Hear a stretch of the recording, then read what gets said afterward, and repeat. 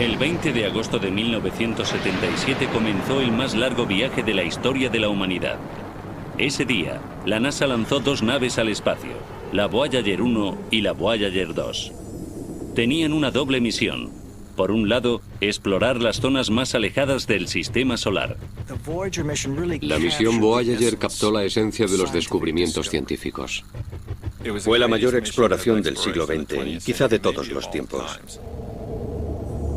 Y después, surcar eternamente el espacio interestelar transmitiendo un mensaje de la Tierra.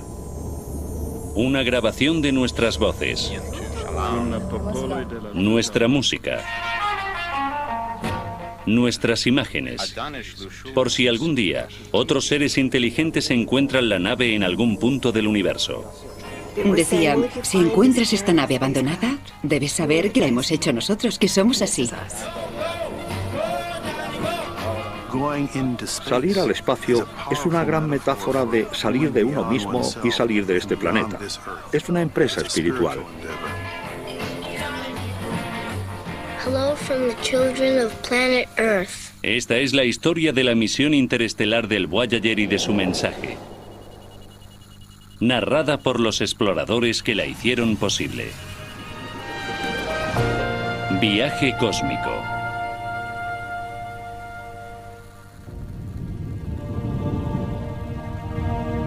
Five, four, three, two, one.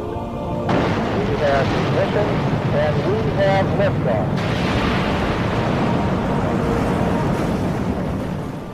El proyecto Voyager era algo nuevo.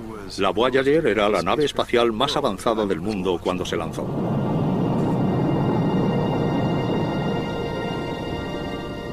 No me gusta antropomorfizar las naves espaciales, no les gusta.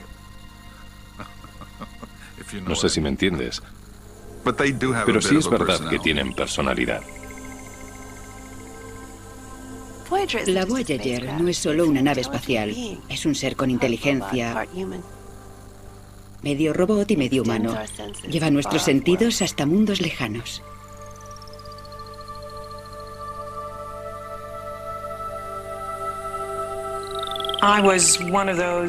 Yo fui una de esas personas privilegiadas que pudieron participar en la exploración del sistema solar con el Voyager en los años 80. Y para mí fue una experiencia trascendental. El proyecto Voyager fue un paso vital en la exploración del espacio exterior. Las dos naves gemelas Voyager fueron construidas en el Laboratorio de Propulsión a Chorro, o JPL, y las lanzó la NASA en 1977. Y que ocurriera como ocurrió y cuando ocurrió es un pie de página histórico maravilloso por la alineación de los planetas en ese momento. Una vez cada 175 años, Júpiter, Saturno, Urano y Neptuno están en una posición que permite enviar una nave espacial de uno al otro, de forma que se podría enviar una nave hasta Neptuno. Y lo especial del caso del Voyager es que una de esas alineaciones se produjo en 1977.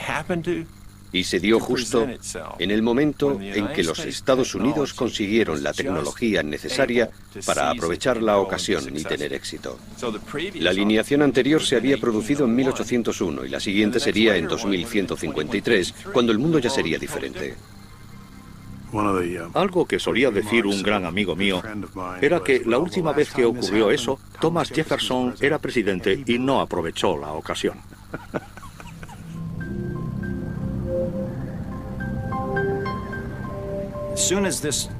En cuanto se descubrió esa posibilidad, se despertó el interés de la comunidad científica por enviar misiones a otros planetas.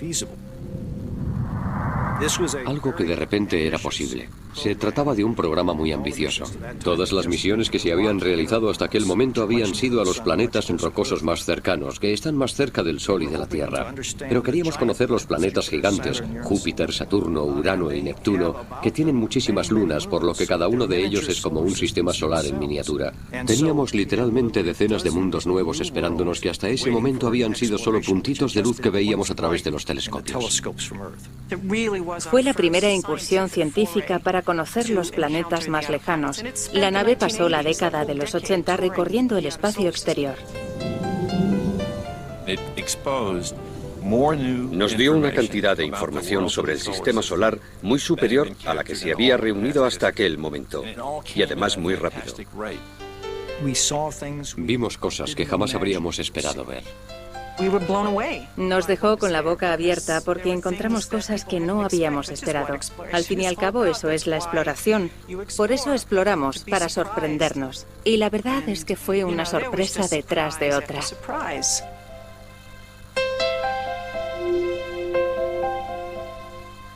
En realidad, las Voyager han hecho 2 viajes. Uno para descubrir las maravillas científicas de los planetas más lejanos y el otro para transmitir algo sobre nosotros al futuro. En estos 2 viajes participó el astrónomo y escritor Carl Sagan.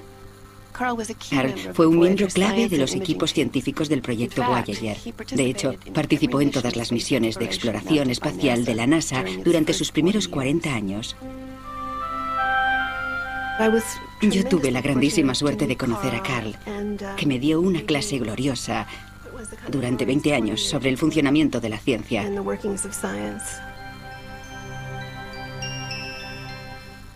También trabajé con él en el mensaje más imperecedero que se ha enviado desde la Tierra al espacio.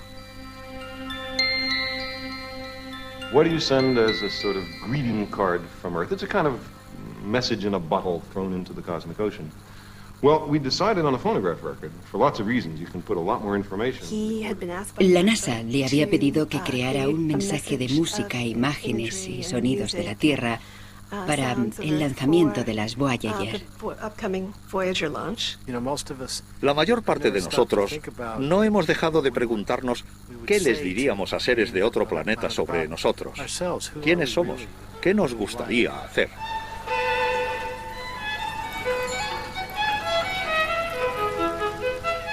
La grabación de la misión Voyager supuso una oportunidad para pararnos a pensar sobre nosotros como personas e intentar presentar una especie de ramillete con nuestras características destinado a alguien de un futuro lejano y de un lugar lejano que se pueda encontrar con él. Una parte de la grabación era el trabajo con sonidos que Carl me pidió que elaborara. Me pareció lo más natural comenzar con una historia lineal de la Tierra.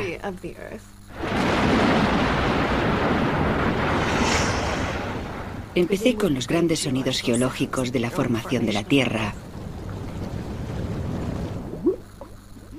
efectos meteorológicos,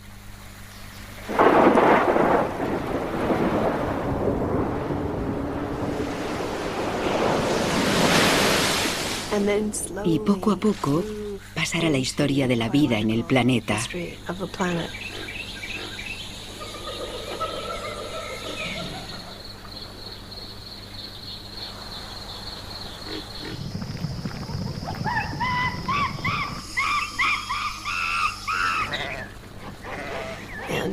Y por último, introducir a los humanos en la historia.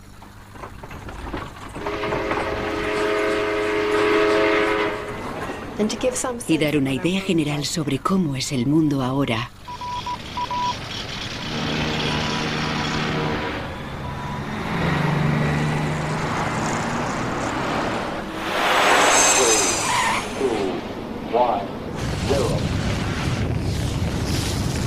As the Secretary General of the United Nations, an organization of 147 member states, I send greetings on behalf of the people of our planet. La grabación del proyecto es un mensaje muy romántico. We step out of our solar system. Contiene las primeras palabras de una madre a su bebé. Un beso. Es esa relación maravillosa entre el escepticismo y la fascinación. El escepticismo riguroso de la ciencia y la fascinación de estar en el universo, de llegar hasta el futuro y hasta otros seres que no sabemos quiénes son. And it is with humility and hope that we take this step. We do not know whether there are other spacefaring civilizations in the Milky Way. But there is at least a chance that sometime in the remote future, one of the Voyagers will be intercepted and examined by an alien craft.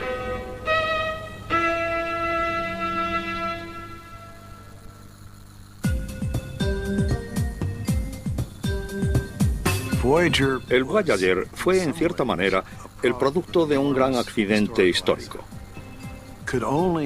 Solo era posible si se contaba con el apoyo político necesario, con la tecnología y con el apoyo de la comunidad científica. La idea de salir al espacio exterior llevaba un tiempo ahí. Era una época de apostar, de prepararlo todo perfectamente para poder lanzarnos, aventurarnos y lanzarnos al agua. Una de las claves para salir al espacio es conseguir un gran impulso desde la Tierra con un vehículo de lanzamiento que puede arder 2 o 3 o 5 minutos. Después, solo hay que deslizarse hasta el planeta. Es en gran parte dejarse llevar. Teníamos vehículos con la potencia suficiente para llegar hasta Júpiter, quizá hasta Saturno, en un periodo de tiempo razonable. Pero Neptuno quedaba fuera de la cuestión. La técnica que permitió que fuera posible se llama ayuda gravitacional y nos abrió las puertas del espacio exterior. De otros trabajos previos se dedujo que si se sobrevolaba un planeta adecuadamente, este serviría de tirachinas y propulsaría la nave con más velocidad. Si llegas a Júpiter en el momento adecuado y con la orientación adecuada, la interacción con la gravedad de Júpiter te pone en trayectoria para llegar a Saturno en el momento adecuado si ajustas bien la ruta. Esta reacción te relanza hacia Urano en el momento preciso, porque de lo contrario, Urano no estaría allí y tendrías problemas. Y lo mismo volvería a pasar para llegar hasta Neptuno. Júpiter desvió su trayectoria en casi 90 grados. El aumento de velocidad fue aproximadamente de 55.000 kilómetros por hora. Por supuesto, cuesta mucho conseguirla. Para que algo reciba energía, algo tiene que perderla. En realidad, lo que ocurre es que el gran Júpiter se ralentiza un poquito en su órbita, aproximadamente unos 30 centímetros cada 1.000 millones de años. Es imprescindible que los planetas estén en la posición correcta. No sirve cualquiera. Cada planeta sigue su ritmo. Su orientación relativa está siempre cambiando. En 1976, 77 y 78, durante 3 años, fue posible saltar de Júpiter a Saturno, Urano y Neptuno. Eso ocurre una vez cada 176 años. La puerta espacial se abrió durante poco tiempo. O se aprovechaba la oportunidad o se perdía. Había una sola oportunidad, pero aún así, la misión corría el peligro de no despegar políticamente. La NASA creó un grupo científico para elaborar unas recomendaciones para viajar al espacio exterior que recibió el nombre de Grand Tour o Gran Viaje.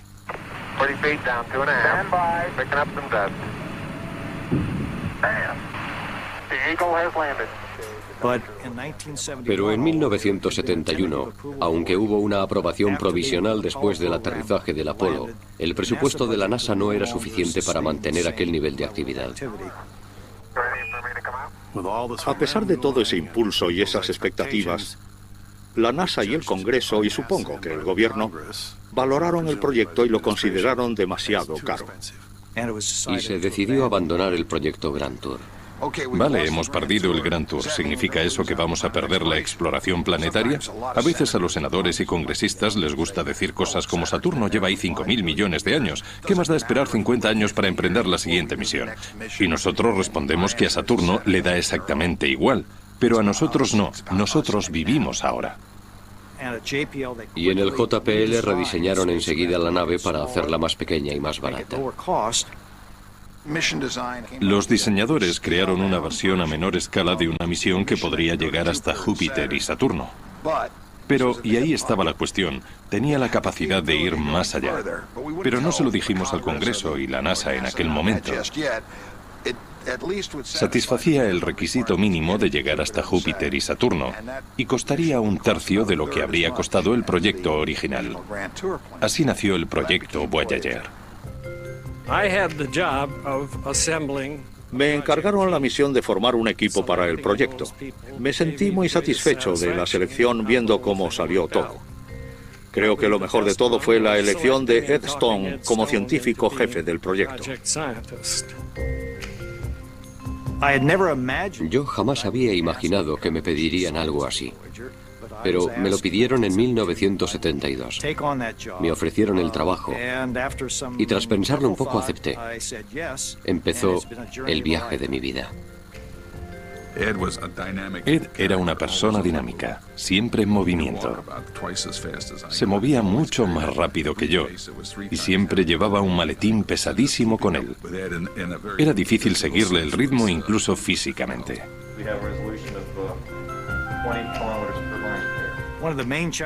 Uno de los grandes retos que tienes que afrontar es el de diseñar un sistema desde cero.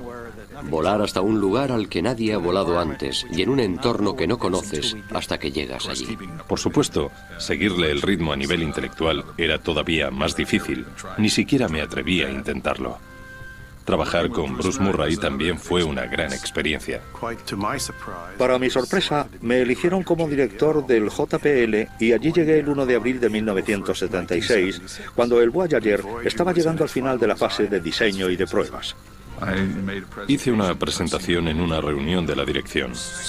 Me sentía más chulito, más seguro de mí mismo de lo que debería, y Bruce Murray me dijo: John, escucha, no olvides que no eres científico, eres solo un ingeniero.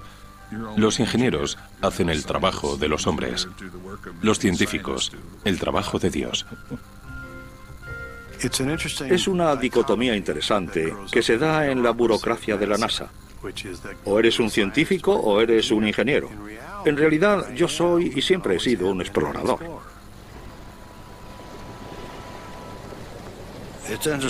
Es interesante pensar que la humanidad siempre ha sentido curiosidad por lo que hay más allá, a la vuelta de la esquina. Creo que el ser humano siempre ha querido saber cuál era su lugar en el universo. Y hasta la era espacial tuvimos que limitarnos a observar.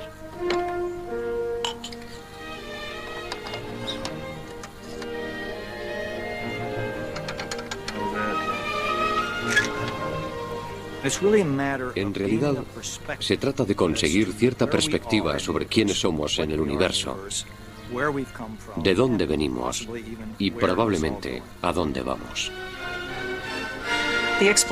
La exploración de los planetas y el cosmos despierta nuestros instintos más elevados, nuestra necesidad de conocimiento, armonía, orden y belleza, y nuestro futuro está en el espacio.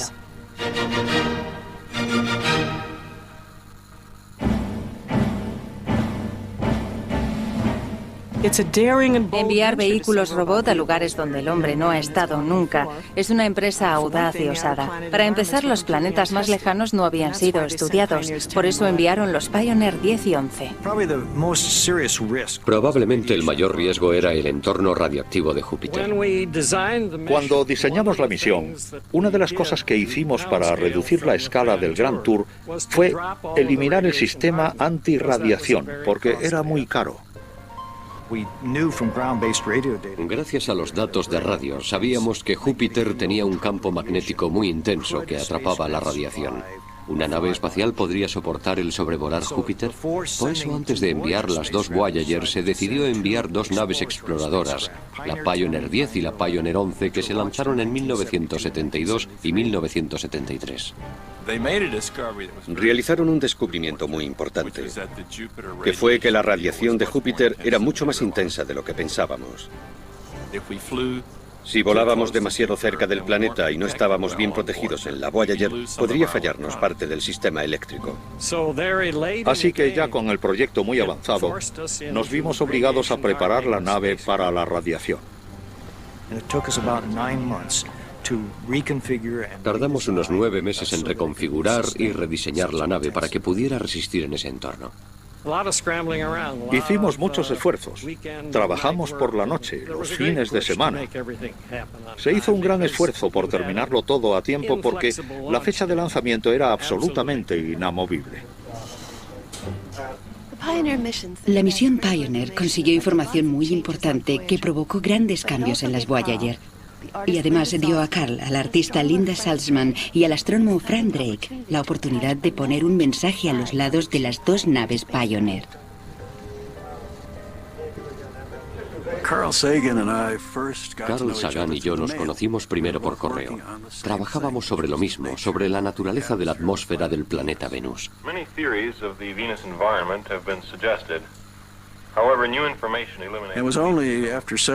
Tardamos varios años en descubrir que a los dos nos interesaba la vida extraterrestre. Frank Drake fue uno de los primeros en convertir la búsqueda de vida extraterrestre en un objetivo científico respetable. A principios de los 70, cuando se iban a lanzar las Pioneer 10 y 11, Carl y yo hablamos sobre eso. Dijimos, vaya, estas naves van a salir del sistema solar. Van a ser las primeras en aventurarse en el espacio interestelar y viajar por la galaxia durante miles de millones de años. ¿No estaría bien enviar en ellas un mensaje? Sabemos que el Sol durará solo otros 5.000 millones de años, pero esas naves van a durar más que el Sol. Podrían terminar siendo la única prueba de nuestra existencia tras, digamos, 10.000 millones de años. ¿Qué mensaje podemos enviar? Hagamos una placa. No pudimos proponer nada más, porque solo faltaba un mes para el lanzamiento.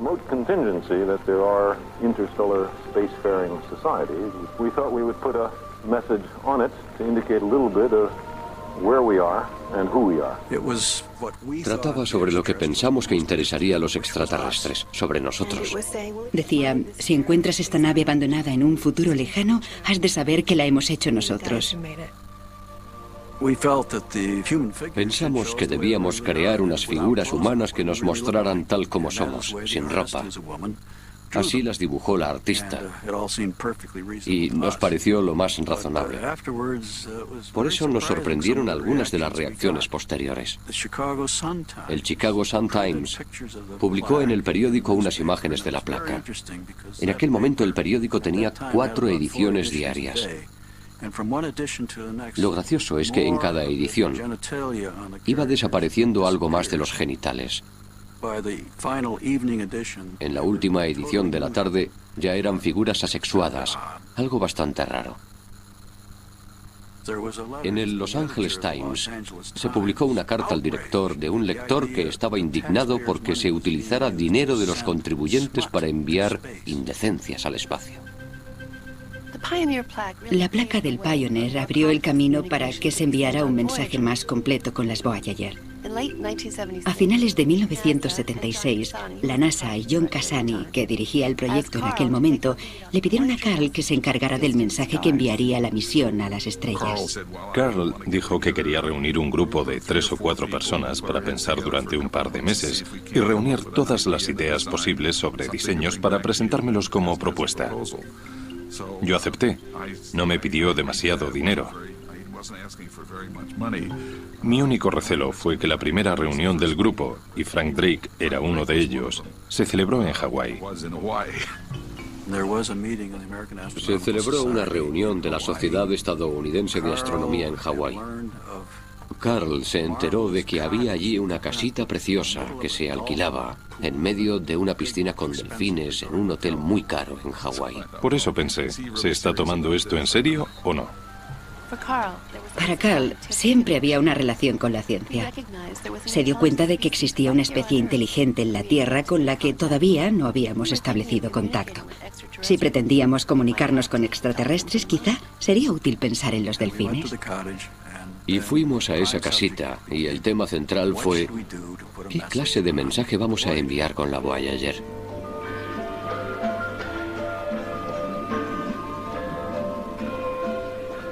Carl tenía muchas ganas de meter música en la grabación porque pensaba que sería una buena muestra del nivel de nuestra cultura y nuestra civilización. Además de ser algo que los extraterrestres podrían valorar. Entonces, ¿cómo hacerlo? A mí se me ocurrió la idea de grabar un disco. En ese disco habría grabaciones de voces y sonidos de la Tierra y varias imágenes de personas y de la flora y la fauna y todo el espectro de la vida en la Tierra, no solo seres humanos. Era una gran idea y seguimos adelante con ella. Se convirtió en el disco de oro.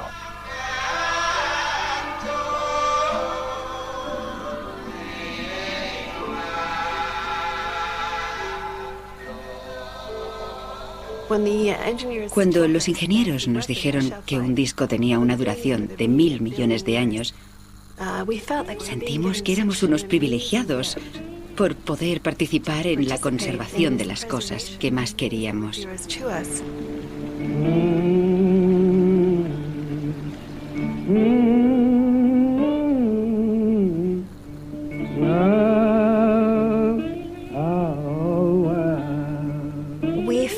Nos sentimos como si formásemos parte del comité del Arca de Noé, decidiendo qué música y qué sonidos del planeta iban a tener vida eterna durante miles, millones de años. Nos lo tomamos como una tarea sagrada y feliz.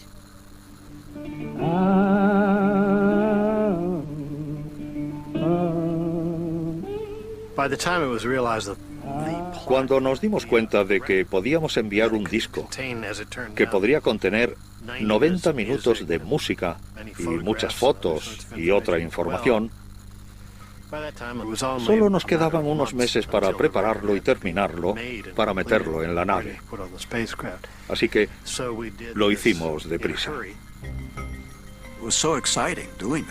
Fue tan emocionante que todos estábamos encantados de trabajar tantas horas al día como fuera posible, y eso es lo que hicimos. Fue una época frenética y emocionante, una experiencia única que no cambiaría por nada en el mundo. Lo interesante era cómo podíamos explicar a otra inteligencia cómo había que reproducir el disco. ¿Cuál es el lenguaje común entre los terrícolas y otros seres del universo? Tendrían que ser las matemáticas o la ciencia o algo así. Algo que tengamos en común. La única otra cosa que incluimos fue una aguja, un fonocaptor para el disco. Ellos tendrían que encargarse de montar un sistema de alta fidelidad, una televisión y todo lo demás. Nos dimos cuenta de que sería mejor ayudar un poco a los extraterrestres en ese punto. Por eso pusimos unos diagramas en la caja que alberga el disco. Uno de ellos indica que el disco se reproduce de fuera hacia adentro, otro indica a qué velocidad hay que hacerlo girar. A civilization that far advanced should understand. The essential point is if they're able to tool around in interstellar space picking up stray derelict spacecraft, they ought to be able to figure out our instructions. It can't be that hard. Well, you don't know. If this is from the government, I mean, this could be very touchy. You know, did you ever try to make out your income tax this year, folks? I mean, send that to outer space.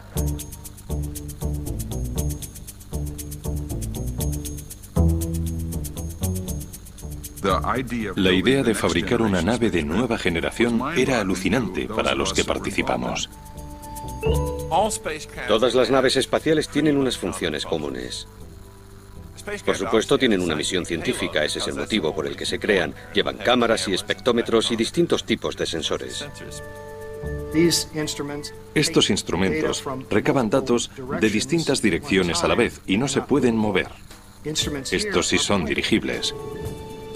Obviamente tienen que comunicarse y recibir señales de la Tierra, recibir instrucciones y enviar datos. La estructura más prominente es esta especie de plato blanco. Esta antena tiene que estar orientada de forma muy precisa hacia la Tierra, ajustada hasta una fracción de grado. Pero una nave espacial tiene que soportar esa carga. Eso significa que necesita energía.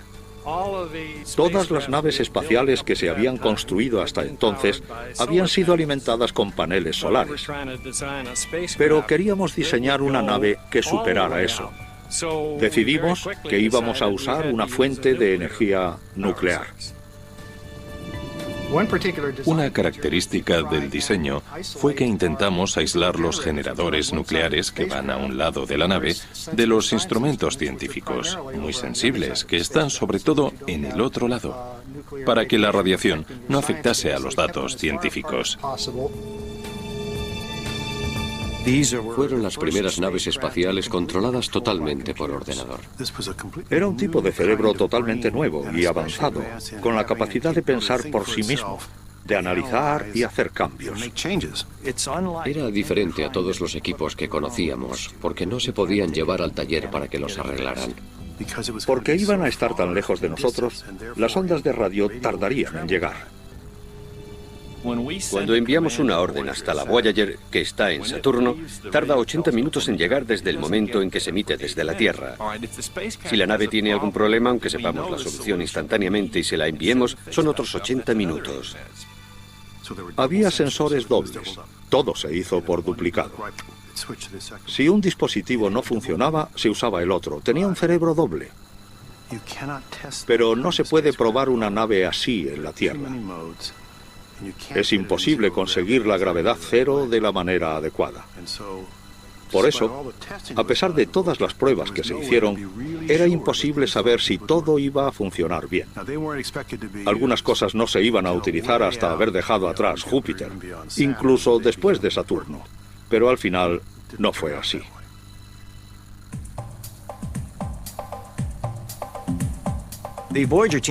El equipo del proyecto Voyager sabía que su misión era muy especial. Sabían que iban a dar un gran salto. Estaban muy centrados en todos los detalles, en no pasar nada por alto.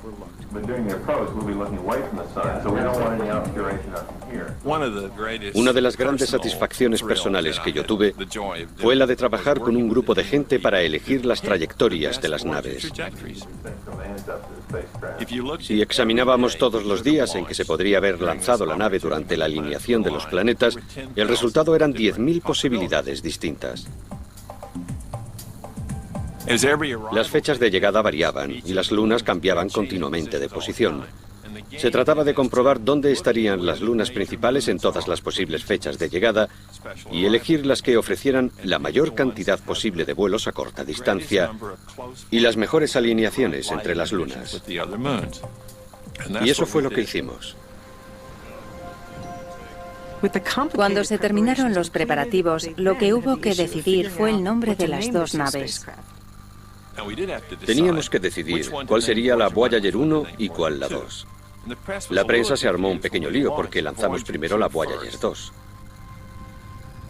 La nave que lanzamos en segundo lugar iba a llegar primero.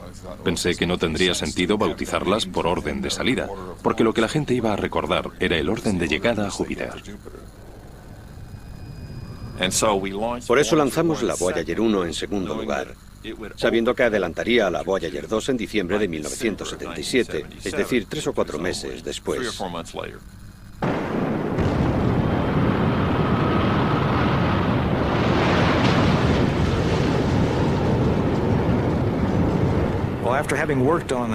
Después de trabajar 5 meses en la misión, el momento clave es el lanzamiento. Es uno de los momentos más peligrosos para la misión, porque puede haber fallos. Con la Voyager 2 tuvimos ciertos problemas. Era la gran aventura. Y si fracasaba, sería un gran golpe para todos, pero especialmente para la JPL y para esa clase de misiones. Había una zona de mandos donde yo estaba y a mi lado se sentaba Charlie Colhase. Estuvimos observando el lanzamiento y todo parecía ir bien. Y poco después del lanzamiento empezó a portarse mal. Hacía cosas raras. Nos llegaban señales que no entendíamos. Estábamos en la sala de control temporal, en contacto con la gente del JPL, todos trabajando duramente, sin saber qué estaba fallando. Fue duro. La nave se puso a cambiar componentes, a cambiar giros y a cambiar elementos del sistema de dirección. Pasamos muchos momentos angustiosos mientras lo estudiábamos. Resultó que se trataba de pequeñas interacciones entre el sistema de control de altura y el cerebro autónomo que tenía la nave. El cerebro malinterpretaba los datos y daba órdenes incorrectas. Se comportaba como si estuviera a 5.000 millones de kilómetros de distancia. Cerró las comunicaciones con la Tierra y se puso a hacer cosas raras. Durante mucho tiempo no supimos qué pasaba. Pero al final lo averiguamos. La nave espacial hacía exactamente lo que tenía que hacer, teniendo en cuenta el entorno en que estaba. Es decir, una lanzadera que se bamboleaba, que era normal, pero la nave no se lo esperaba. Por suerte, la nave se las arregló sola, porque la habíamos diseñado para que lo hiciera si algo iba mal. Pero nos dio muchísimo miedo. Demostraba la complejidad de lo que estábamos haciendo. Es fácil imaginar que tras esas crisis y esos nervios, todo el mundo estuvo muy ansioso durante 2 largos años, esperando a que la Voyager 1 llegara a Júpiter para realizar el primer vuelo por las zonas más alejadas del sistema solar.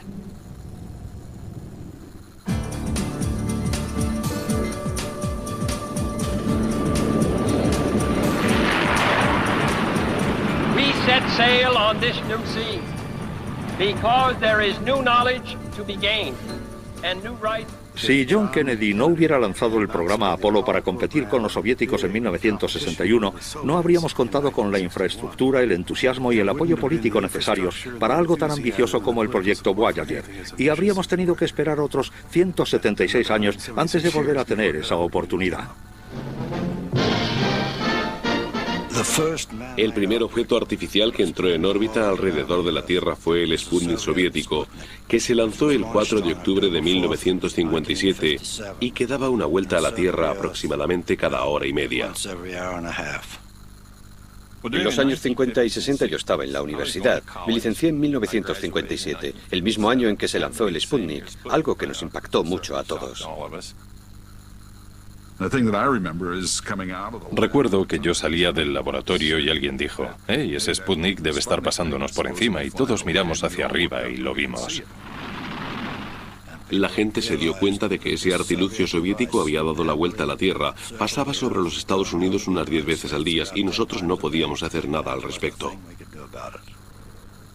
La gran amenaza comunista, que se suponía que era un mundo más atrasado, de repente nos adelantaba. Nos impactó, pero también nos despertó. Porque la mayoría de nosotros creíamos que teníamos la capacidad de ganarles la carrera a los soviéticos, y eso fue el incentivo que necesitábamos. Así el espacio se convirtió en la oportunidad de hacer algo importante por el futuro. Naturalmente, muchos de nosotros que estábamos en una edad muy impresionable nos sentimos atraídos por ese campo.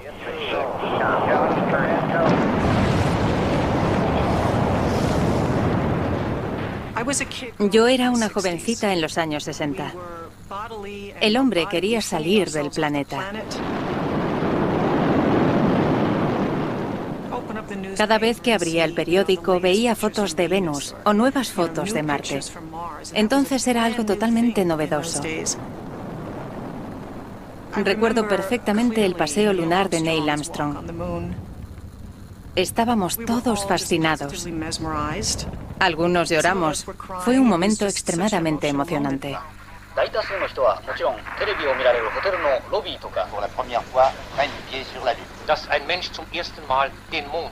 El aterrizaje en la Luna, el primer alunizaje del Apolo y los que siguieron, cambiaron profundamente la idea de la humanidad sobre lo que el hombre podía llegar a conseguir. Fue importantísimo. No por la ciencia, eso no era lo más importante, sino por la aventura. Sin duda, era la mayor aventura que el hombre podía imaginar en ese momento. No podía evitar sentir que por ahí iba a ir el futuro. Es una de las cosas que hicieron que los años 60 fueran tan especiales. Nos estábamos reafirmando como civilización espacial. Todo eso pasó en los 60. Yo crecí en esa época y sin duda me impactó mucho. Para mí todo eso me estaba diciendo, ven, esto puede ser tuyo. Y me lancé.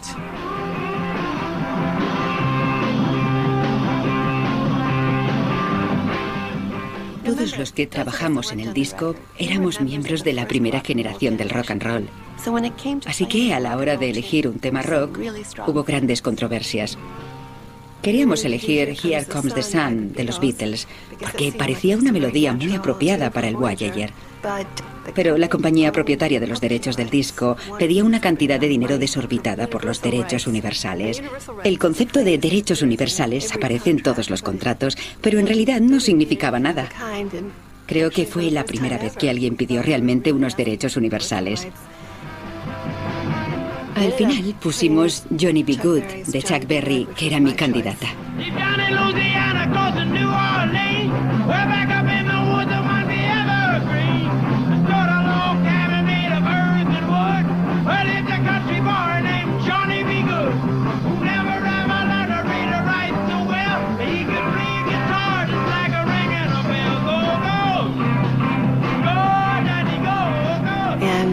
Yo defendí ardientemente a Chuck Berry durante ese periodo, porque incluso John Lennon había dicho que sin Chuck Berry no habría rock and roll.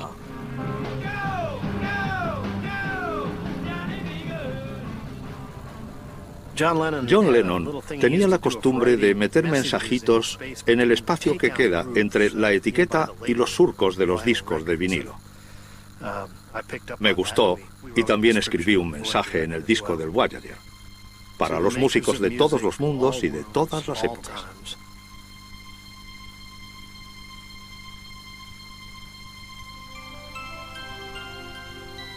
Desde los 8 años me ha interesado la vida extraterrestre. En 1961, a petición de la Academia Nacional de Ciencias, organicé la primera reunión sobre vida inteligente extraterrestre y cómo encontrarla. Invité a todas las personas de todo el mundo que yo pensaba que trabajaban o se interesaban por el tema, a los 12. En aquella época, los astrónomos no creían que existiera vida en otros planetas, y mucho menos vida inteligente. Era un tema tabú, por eso tan poca gente se atrevía a adentrarse en él. La idea de buscar señales provenientes de otros planetas con inteligencias más avanzadas que la nuestra era bastante extraña.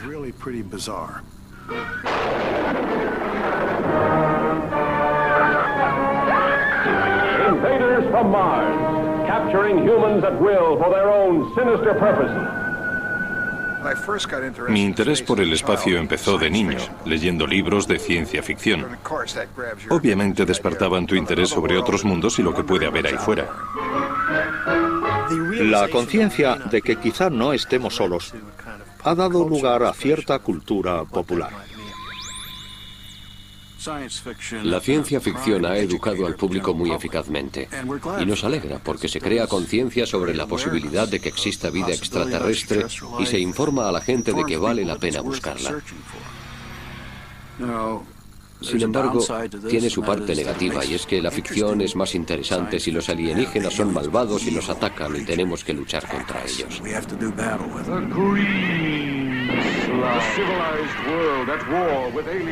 Todos los alienígenas, desde el momento en que empezamos a imaginar cómo podrían ser, han sido un reflejo de nuestros temores.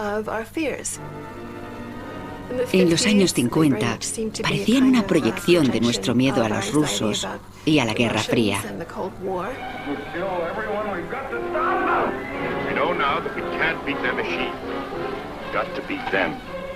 Sin embargo, con el tiempo ha habido representaciones de extraterrestres muy positivas, que han ayudado a crear una idea más esperanzadora sobre cómo podrían ser. Siempre he pensado que si nunca has visto un caracol, o si nunca has visto una mariposa, ¿cómo vas a imaginártelos?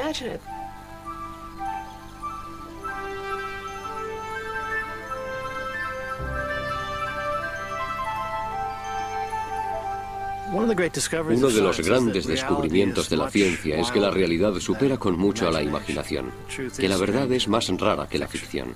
Solo hemos rascado la superficie. Les garantizo que existen cosas más extrañas de lo que imaginamos. Es interesante que en 1977, el año del lanzamiento de las 2 Voyager, apareció también la Guerra de las Galaxias. Por supuesto es ciencia ficción, crea una imagen del ser humano viajando hasta cualquier punto del espacio a velocidades increíbles. Y mientras ahí estábamos intentando llegar por primera vez hasta Júpiter y al espacio exterior. La ciencia ficción imagina futuros posibles. La ciencia crea ese futuro. En los años 70, casi todos los científicos reconocían el interés que tenía buscar vida extraterrestre.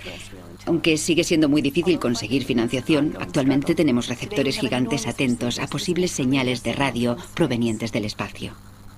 La palabra SETI es un acrónimo anglosajón que proviene de búsqueda de inteligencia extraterrestre. Y es el nombre que damos a toda esta empresa, independientemente de dónde se realice. Todo lo que averiguamos confirma la idea de que en el espacio debería haber mucha vida, y también vida inteligente.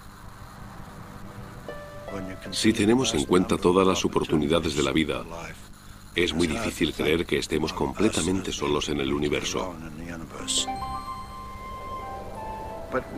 Pero no debemos olvidar que ahora mismo, hasta ahora, no hemos encontrado ninguna prueba de que exista vida extraterrestre. Por lo que debemos ser muy humildes y muy cautos sobre nuestras ideas preconcebidas, sobre si existe o no, y sobre si hay mucha o poca. Si alguna vez establecemos contacto con otra especie, creo que nos sentiremos como cuando miramos por primera vez la cara de nuestros hijos. Es todo un misterio durante 9 meses. ¿Qué aspecto tendrán?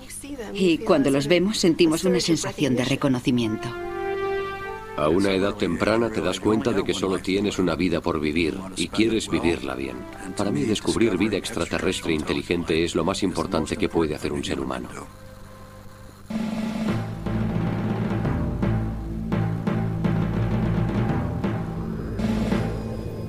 Man has known about the planet Jupiter ever since he took a good look at the night sky. But after all these centuries, we're getting a closer look than we've ever had. En el mismo momento en que la Voyager 2 llegaba a Júpiter, Carl y yo trabajábamos en el programa Cosmos de PBS Televisión. Human voyages of exploration to the outer solar system are controlled, so far, from a single place on the planet Earth, the Jet Propulsion Laboratory of the National Aeronautics and Space Administration in Pasadena, California. On Sunday, July 8, 1979, the Voyager 2 spacecraft began its close passage by Jupiter and its moons. LACP mode is far encounter. The spacecraft had been instructed how to explore the Jupiter system by a sequence of commands radioed earlier to its onboard computers. Output power, 450 watts. Desde que Galileo lo vio por primera vez, la gente se preguntaba qué era ese punto rojo de Júpiter y por qué llevaba ahí tanto tiempo. La mancha roja de Júpiter lleva ahí cientos de años, pero la duda era, ¿de qué se trata? Lo que descubrió la Voyager es que se trata de un sistema tormentoso, como un huracán, que en sus márgenes se mueve a cientos de kilómetros por hora. Esa gran mancha roja es en realidad uno de los muchos sistemas tormentosos que desplazan los vientos de Júpiter. Así que resolvimos uno de los misterios de Galileo.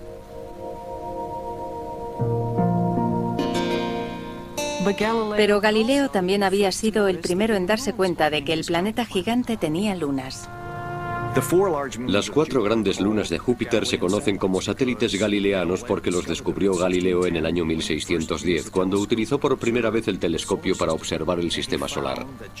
Y descubrió que Júpiter, que es un planeta, tenía sus propios planetas pequeños llamados lunas. Y por supuesto, eso tuvo mucha importancia para convencerlo a él y a otros de que la Tierra no era el centro del universo, porque ahí había otros pequeños mundos que orbitaban alrededor de otro planeta.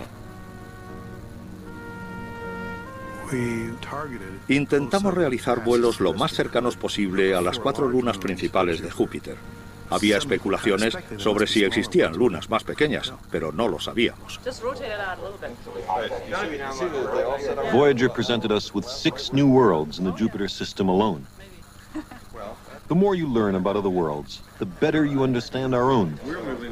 In the early morning hours of July 9, 1979, on the real-time television monitors at the Jet Propulsion Laboratory, we began to learn about a world called Europa.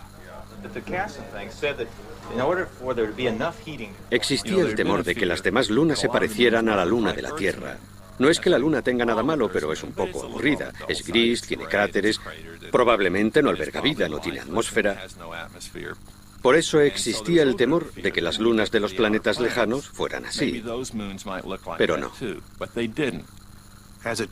Resultó que los satélites revolucionaron nuestra forma de pensar, sobre todo en términos exploratorios, de una manera extraordinaria. Yeah, but Gene, what about the relief from the cracks? Shouldn't the cracks in the old flow also? They gotta be being renewed.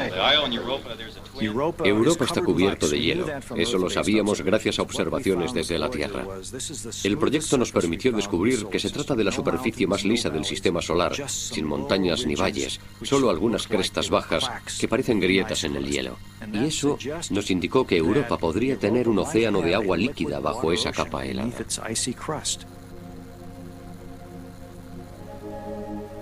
Y siempre que hay agua pensamos que allí ha podido surgir la vida, porque al parecer lo que la vida necesita, al menos la vida de la Tierra, es agua y energía. Y cuando las hay, podría existir vida.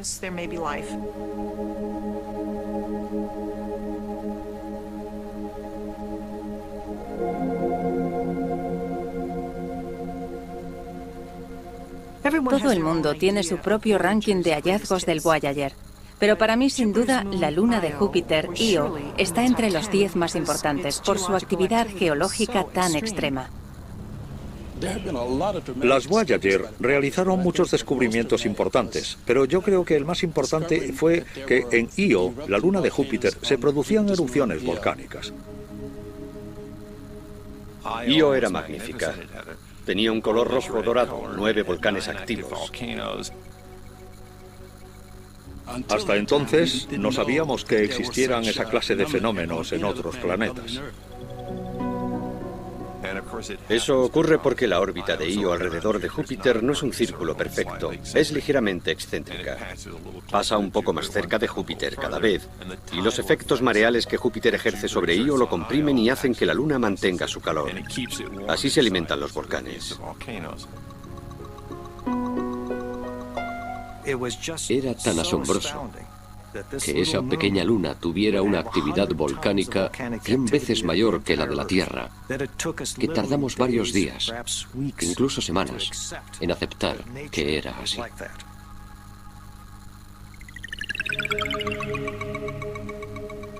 No debemos olvidar que la teoría generalizada en el momento en que la Voyager llegó al espacio exterior era que los satélites, las lunas, carecían de interés, que seguramente serían demasiado pequeñas para tener actividad geológica, y cuando llegamos allí descubrimos que había cuerpos celestes de pequeño tamaño, incluso más pequeños que nuestra luna, en los que se producían procesos internos que los alteraban, la superficie geológica. Fue una sorpresa enorme. No podíamos saber que nuestro sistema solar era así hasta que enviamos la Voyager, que nos mostró todos los detalles y los fenómenos físicos tan sorprendentes que se dan en el sistema solar.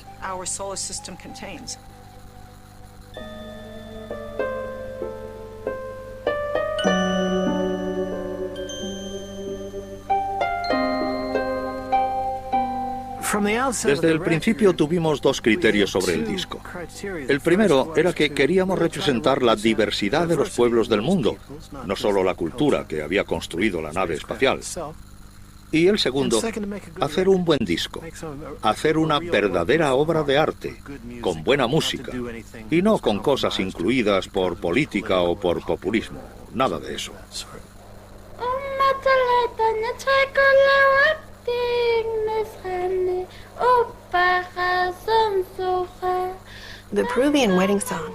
La canción de boda peruana la canta una niña. Es la artista más joven del disco de Voyager que yo sepa. Cuando se grabó el disco, la música de otras culturas estaba... De vez en cuando salía un disco de música de algún país, pero el público estadounidense no volvía a escuchar jamás otro disco de ese mismo grupo. Era una época anterior a la aparición de las músicas del mundo. Creo que el disco de la misión fue el comienzo de nuestro reconocimiento de que en este planeta se hace todo tipo de música.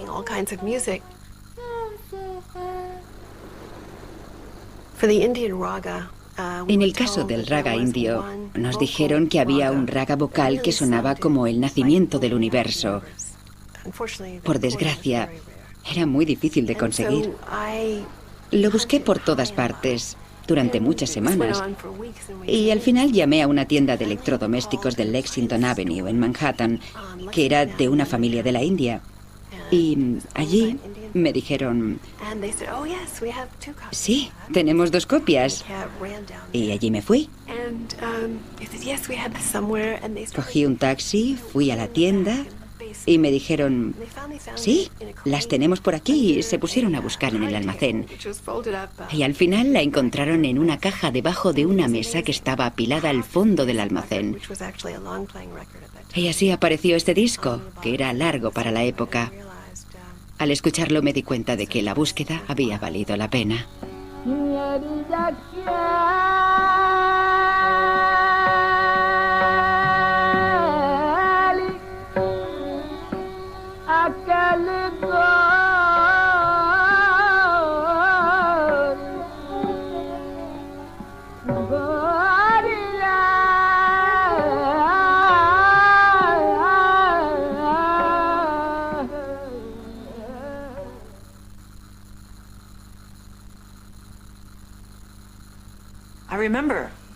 Recuerdo la primera vez que miré por un telescopio.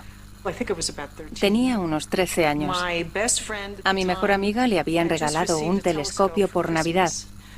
Lo sacamos al tejado y lo probamos con Saturno.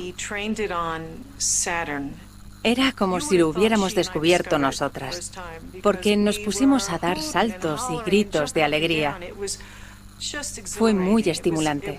Esa fue mi primera relación con el cosmos. Mis primeras experiencias con el proyecto llegaron cuando estudiaba el doctorado. Trabajaba con las imágenes que la Voyager había enviado de los anillos de Saturno.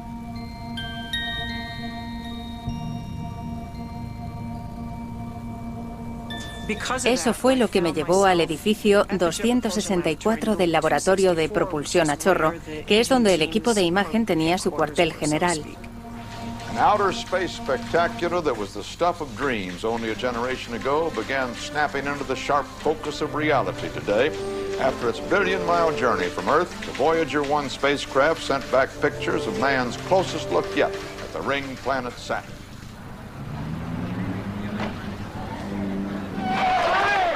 Es difícil describir lo que era estar allí.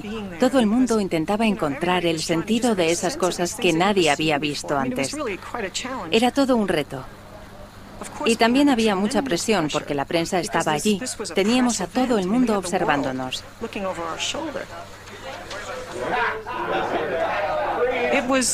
Para alguien tan joven como yo, resultaba una locura. Me parecía absolutamente increíble. Era como si el edificio 264 fuera la nave Enterprise.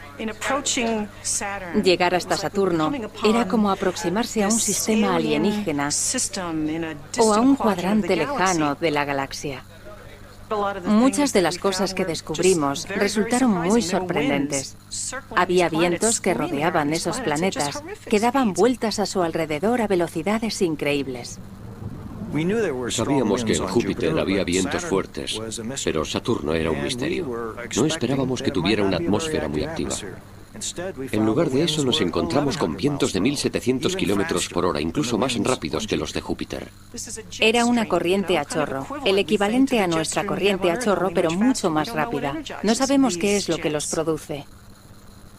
En la Tierra, nuestra corriente a chorro, los vientos más rápidos alcanzan los 320 kilómetros por hora. Los vientos de Júpiter son como esas corrientes. La corriente a chorro de Saturno es 5 veces más rápida. Uno de los puntos más interesantes de Saturno era su luna más grande, Titán. Las observaciones desde la Tierra nos habían dado datos contradictorios sobre su superficie y la composición de su atmósfera. Descubrimos que hay sobre todo nitrógeno, igual que en la Tierra, pero en lugar de oxígeno hay metano, gas natural. Y la acción del Sol y otras radiaciones crea hidrocarburos complejos, moléculas orgánicas que llueven sobre la superficie de ese mundo extraño. La química orgánica puede decirnos muchas cosas sobre las condiciones que había aquí en la Tierra antes de la evolución de la vida. Pero se cree que en Titán hace demasiado frío para que haya surgido vida alguna. Hay otras lunas heladas más pequeñas alrededor de Saturno, a las que vimos entonces por primera vez, y cada una con su personalidad. Existen multitud de lunas que son como bailarinas de ballet. Siguen una coreografía en sus movimientos en relación con los anillos y por la gravedad. Es realmente una armonía entre las esferas. You want to understand where you came from? You want to understand where your solar system came from? Take a look at the rings of Saturn. There is a flat ring of matter around a big central mass. It's precisely the circumstance that we think occurred in the early solar system, and out of that flat ring, the planets formed. There is a miniature solar system out there.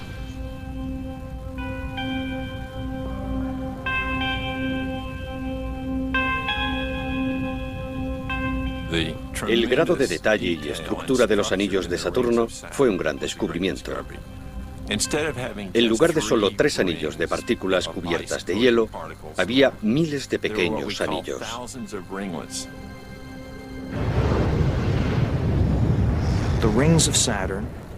Los anillos de Saturno son el resultado de las lunas que han desaparecido. Lo que vemos son restos helados de las grandes lunas que orbitaban alrededor de Saturno.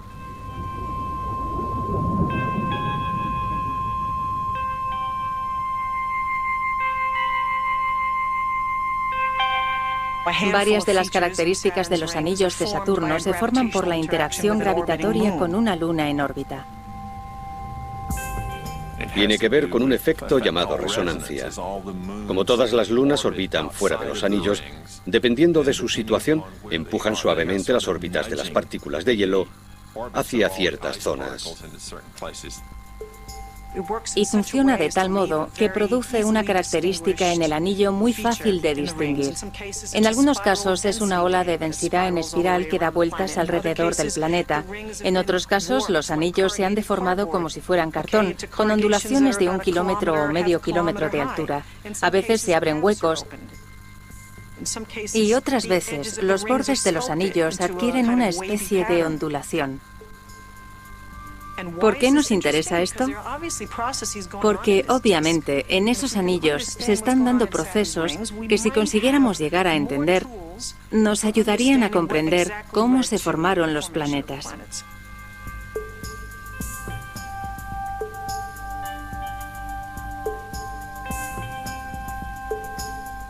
Mi imagen favorita es una que se tomó cuando la Voyager 1 ya había dejado atrás Saturno y miraba hacia atrás. Captó la imagen de Saturno que proyectaba una sombra sobre los anillos. Es una foto desde el otro lado de Saturno, una posición que nos permitió captar esa fotografía de aspecto sobrenatural.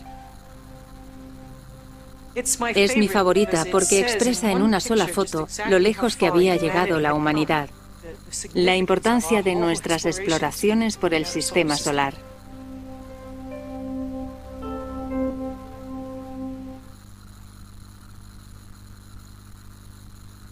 Eugenes Podesta Chairete.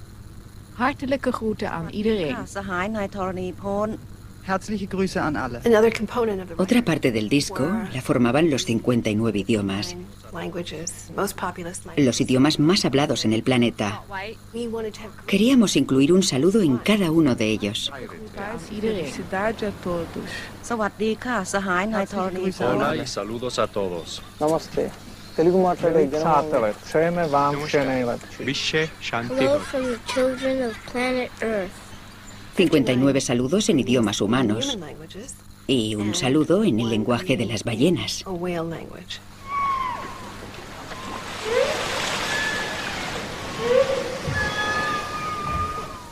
Recuerdo que llamé a Roger Payne, que era un pionero en el trabajo con ballenas jorobadas.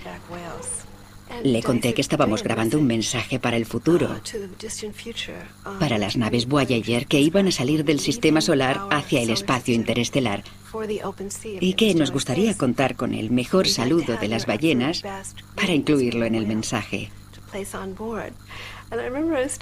Y lo recuerdo como si fuera ayer, aunque ya han pasado 25 años. El grito de alegría que se oyó al otro lado del teléfono.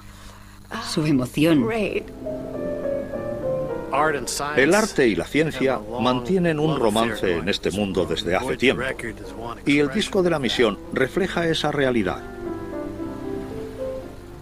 Uno de los motivos de que se incluyera a Bach es que su música es muy matemática. Decir que la música es un idioma universal, que podría significar algo para una especie de otro planeta, es una metáfora.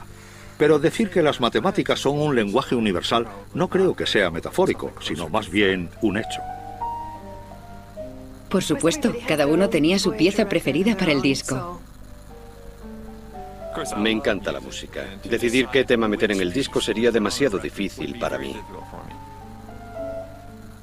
La famosa Danny Boy sería una candidata. Rhapsody in Blue de Gershwin. That Old Black Magic Called Love. Yo soy fan de Mozart. Y Lewis Thomas, grandísimo escritor y grandísima persona, reaccionó diciendo: podríamos enviar todo lo de Bach, pero sería hacer un alarde.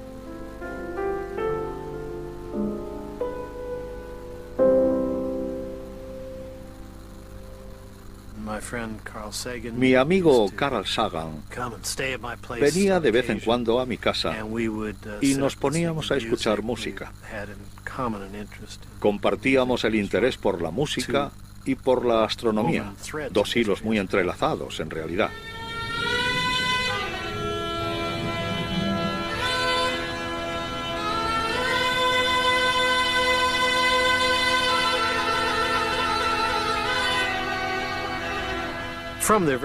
Desde sus orígenes, la música y la astronomía han estado relacionadas.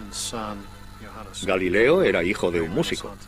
Johannes Kepler, un gran astrónomo renacentista, proyectó la idea de armonía musical a los movimientos de los planetas y ha sido un tema constante en la historia de las ideas, que bajo el aparente caos de la naturaleza hay un orden y que ese orden es armonioso.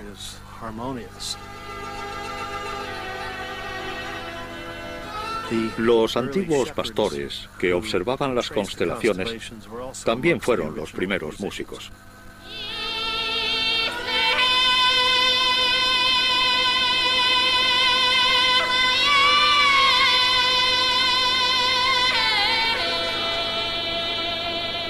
Creo que el tema más vibrante del disco es el de Valia Balkanska, la pastora búlgara.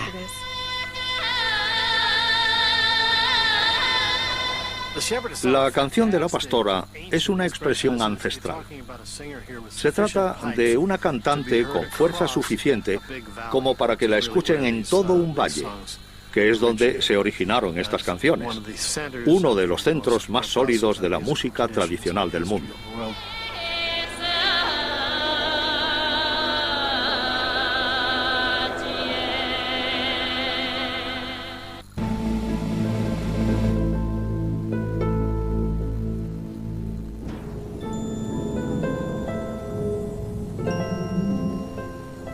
Estamos en 1986. La Voyager está a punto de entrar en aguas desconocidas y convertirse en la primera nave espacial en visitar el planeta Urano. Y estamos a punto de ver cosas que son realmente de otro mundo.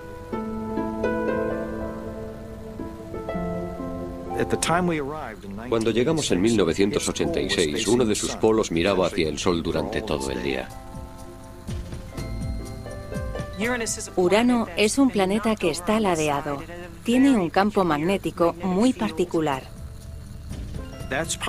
Es probable que se deba a que algún objeto del tamaño de Marte haya chocado con Urano mientras el planeta estaba formándose y lo giró. Es un planeta cuyo polo mira a veces hacia el Sol y otras veces lo que mira al Sol es su ecuador. Es como si estuviera girando como loco por el sistema solar. Su sistema de anillos formaba una especie de diana en el firmamento cuando nos aproximamos al planeta. Sus satélites también estaban dentro del plano de esa diana. Por eso pudimos acercarnos solo a uno de los satélites, Miranda, un mundo diminuto de unos 500 kilómetros de ancho, pero una de las superficies más complejas que hemos visto nunca. La mitad más o menos es hielo, pero en la superficie tiene bloques inmensos y acantilados, algunos de hasta 30 kilómetros de altura, que son resultado de su actividad geológica que tuvo lugar hace muchísimo tiempo.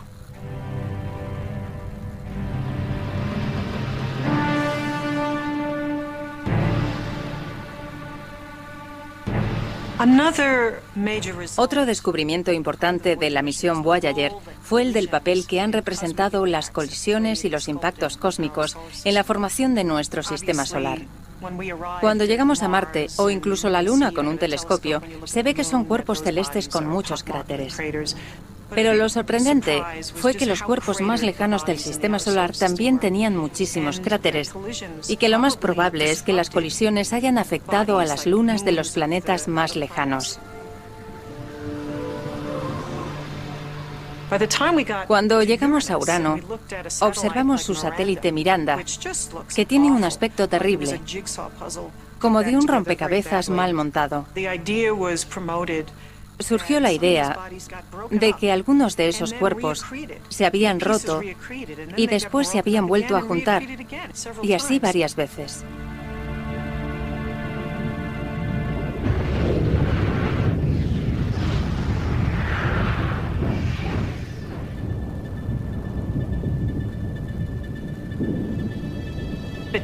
Pero no había que ser un genio para ver eso y pensar que era posible que algún cuerpo celeste se hubiera despedazado y se hubiera convertido en los anillos de Saturno. Desde entonces, la gente ha ido aceptando esta idea. Ahora creemos que un gran impacto entre la Tierra y un objeto del tamaño de Marte fue lo que creó nuestra Luna. También que es posible que la vida en nuestro planeta surgiera gracias a colisiones con cuerpos que transportaran materia orgánica. Y por supuesto creemos que un gran impacto cósmico acabó con los dinosaurios. Por lo tanto, se trata de un proceso que se da en todo el sistema solar y que ha creado cosas impresionantes. Probablemente la Luna, los sistemas de anillos, ha inclinado el planeta Urano, quizá haya traído la vida a la Tierra y también ha podido acabar con los dinosaurios. Creo que todas estas ideas son en gran parte el legado del Voyager.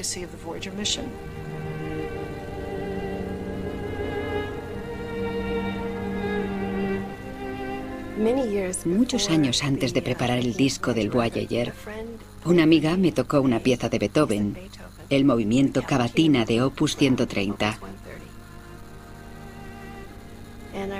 Recuerdo que cuando lo escuché, lo primero que pensé fue, ¿cómo podría darle las gracias a Beethoven por este obsequio tan magnífico?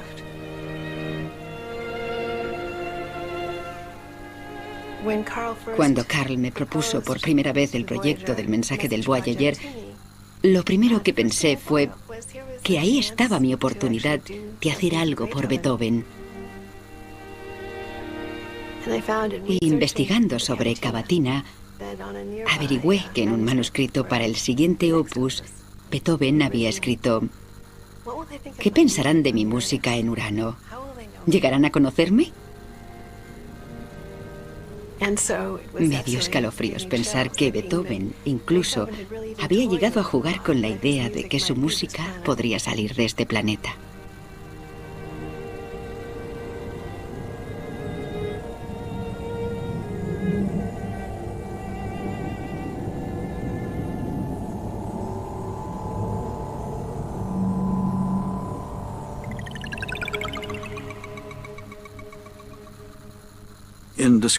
Durante el debate sobre qué debíamos incluir en el disco surgieron cuestiones muy interesantes sobre cómo tratar con extraterrestres. Algunos decían que había que contarles datos científicos, pero eso ya lo saben. No tiene sentido contarles eso. Por eso nuestra idea central era hacer hincapié en la humanidad, en cómo vivimos y en cómo es el planeta Tierra. Uno de los grandes debates fue si debíamos mostrar nuestra mejor cara, las cosas de las que estamos más orgullosos. ¿Mostramos imágenes de seres humanos normales o de estrellas de cine? Decidimos que preferíamos a gente normal. Algunos pensaban que no sería buena idea mostrar que somos una especie problemática. Mostramos las guerras y el crimen y la pobreza. Otros pensaban que teníamos que ser sinceros, que era nuestro deber mostrar una imagen realista. Y como en casi todas las familias, no quisimos mostrar el lado oscuro. No queríamos contarle al universo que el tío Charlie era un borracho. Quizá no fue una buena decisión, pero decidimos mostrar solo cosas buenas. Así que entre las imágenes no hay imágenes de guerra. La NASA quería que evitásemos dos áreas. Una era la religión.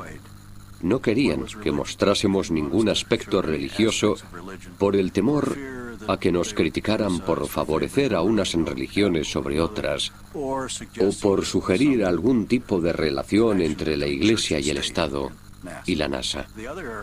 El otro tema a evitar venía derivado de las críticas que habían recibido por mostrar un desnudo en la placa del Pioneer.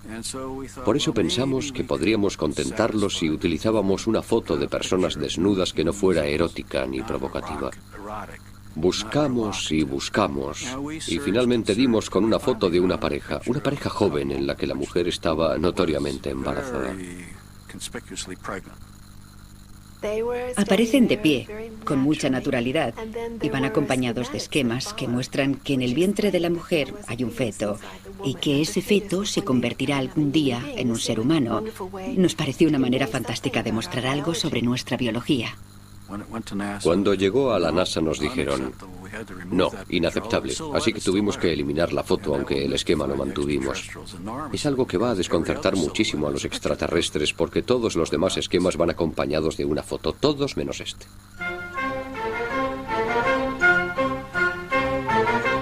Los que elegimos las fotos nos llevábamos muy bien y nos lo pasamos en grande haciéndolo. Nos sorprendió saber que los encargados de elegir la música no se llevaban tan bien. Todos tenían opiniones fuertes sobre qué era la música y por desgracia no estaban de acuerdo entre sí. Intentamos representar las principales tradiciones musicales. Las antiguas, las nuevas, las de hombres, las de mujeres, la instrumental, la vocal. Había tantos criterios distintos. Hubo algunos temas por los que estábamos dispuestos a discutir en serio. Pero al final salió una selección musical muy hermosa.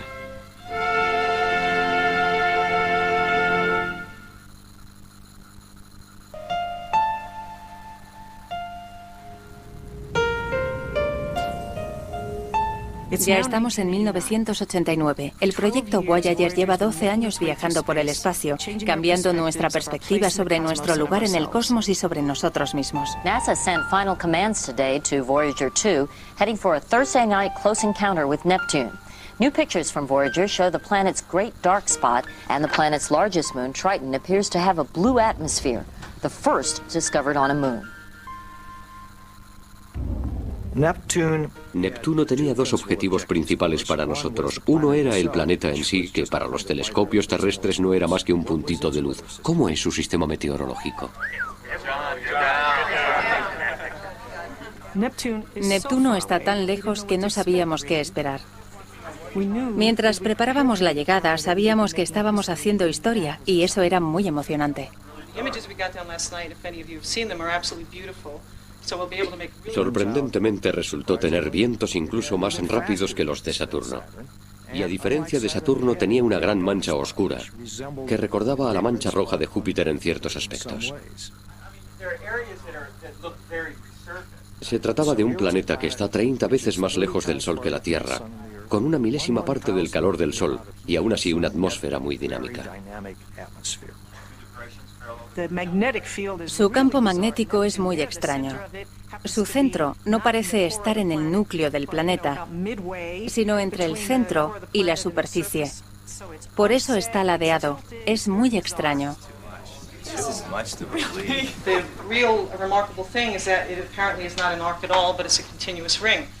Desde la Tierra habíamos detectado materia en órbita alrededor de Neptuno, pero no sabíamos qué era.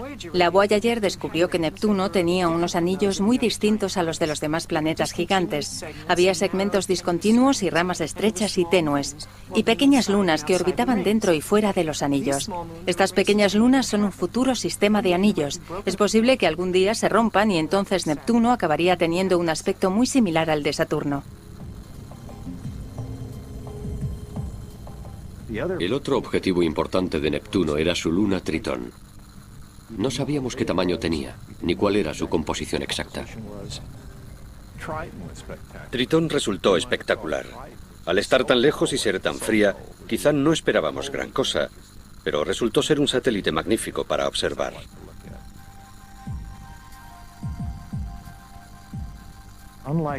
A diferencia de las grandes lunas de Júpiter y Saturno, que orbitan en la misma dirección en la que rota el planeta, la luna Tritón orbita en dirección contraria, lo que parece indicar que se trata de un objeto capturado. Es casi gemela de Plutón.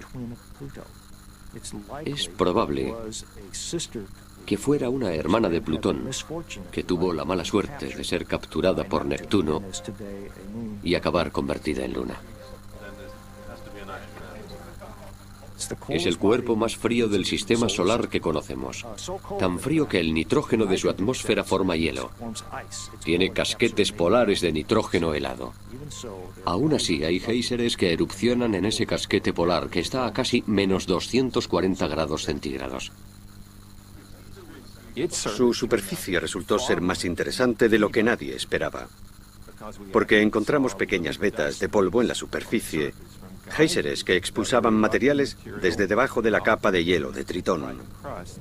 Y en esa atmósfera frágil y casi inexistente se produce viento suficiente para trasladar esos materiales.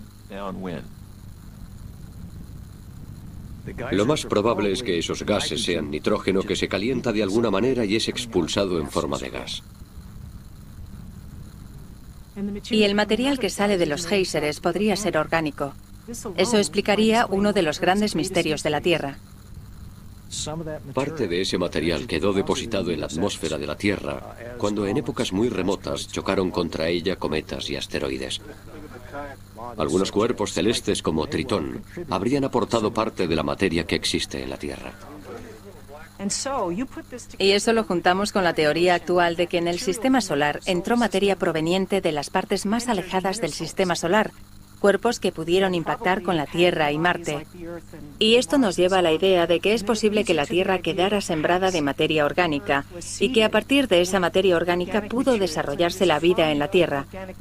Ahí tenemos una conexión entre el espacio exterior y la materia que existe en el sistema solar y con los posibles orígenes de la vida en la Tierra.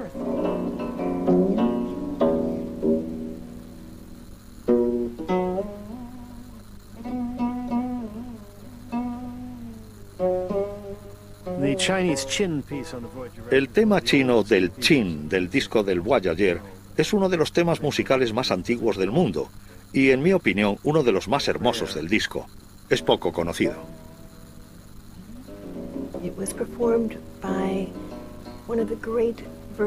Lo interpretó uno de los grandes virtuosos del Chin, un instrumento de cuerda.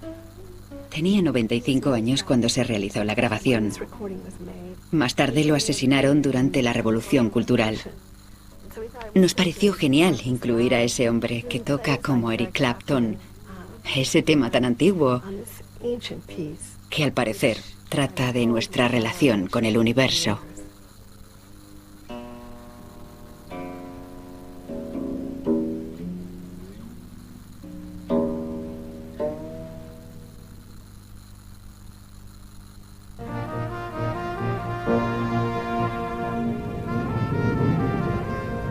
Ahora mismo las Voyager se dirigen a los límites del sistema solar, a una velocidad de entre 25 y 30.000 kilómetros por hora.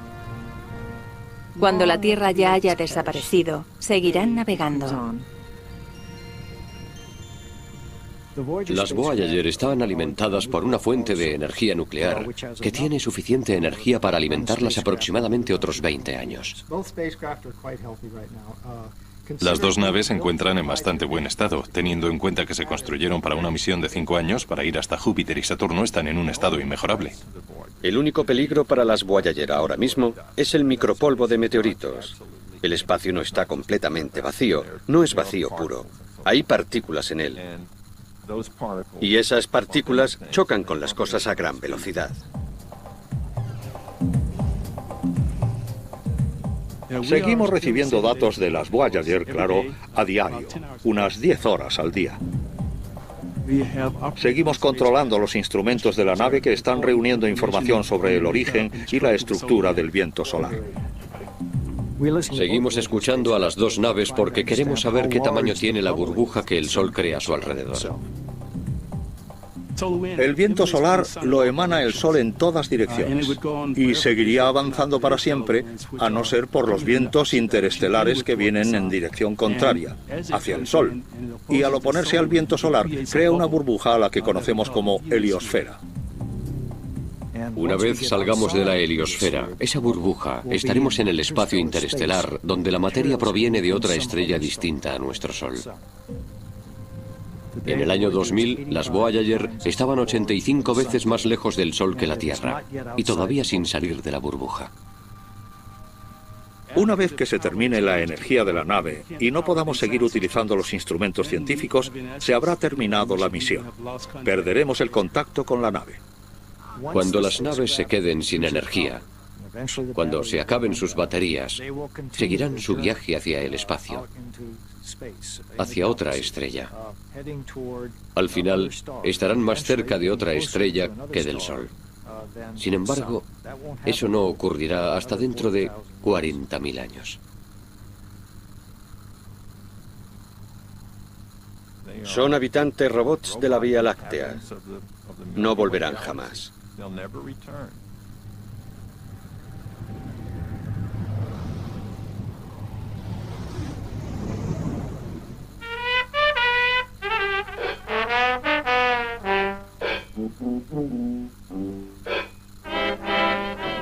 No hay nada que el hombre haya tocado que haya viajado tan lejos como esas naves.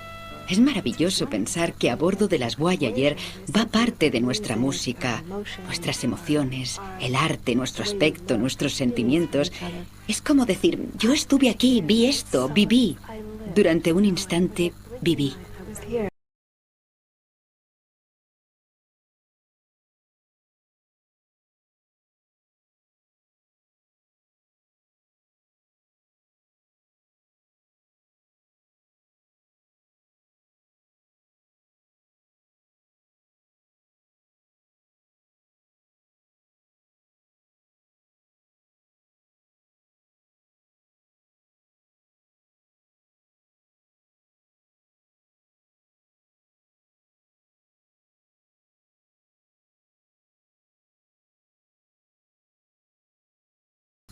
Una de las muchísimas cosas maravillosas que hizo Carl fue poner en marcha una campaña en los años 80 para que las cámaras de las naves Voyager se giraran hacia la Tierra al salir del sistema solar.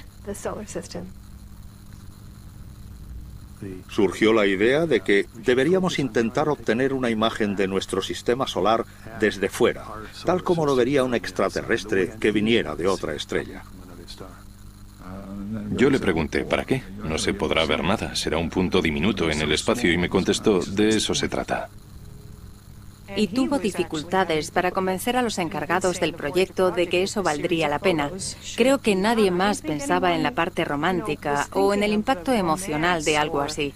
Seguramente pensaban que solo serían píxeles.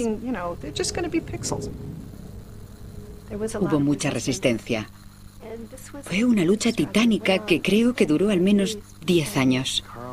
Carl siempre intentaba idear maneras de conseguir que los terrícolas nos interesáramos por el cosmos y nos viéramos como parte de algo más grande, así que convenció a la NASA para que lo hiciera. Era nuestro embajador en la Vía Láctea, que llevaba un mensaje de la Tierra a otros ciudadanos de la galaxia y que echaba una última mirada atrás para tomar una imagen del lugar de donde venía, su hogar, los planetas que orbitan alrededor de la misma estrella. El gran regalo de ver la Tierra así de pequeña, ese puntito azul, diminuto, frágil y hermoso, es el mayor baño de humildad que se puede encontrar. Creo que fue el más profundo de todos los regalos del Voyager.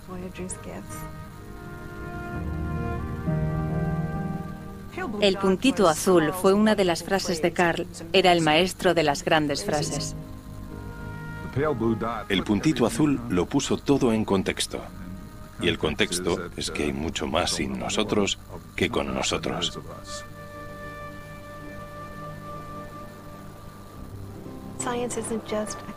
La ciencia no es solo una colección de hechos sorprendentes. También tiene un núcleo rico y espiritual. Si conseguimos llevarnos la imagen de la Tierra al corazón, pequeña como es, en lugar de un dato científico que comprendamos con el cerebro, si comprendiéramos de corazón lo pequeñísimo que es nuestro mundo, nos comportaríamos de otra manera. Consider again that dot. That's here. That's home. That's us.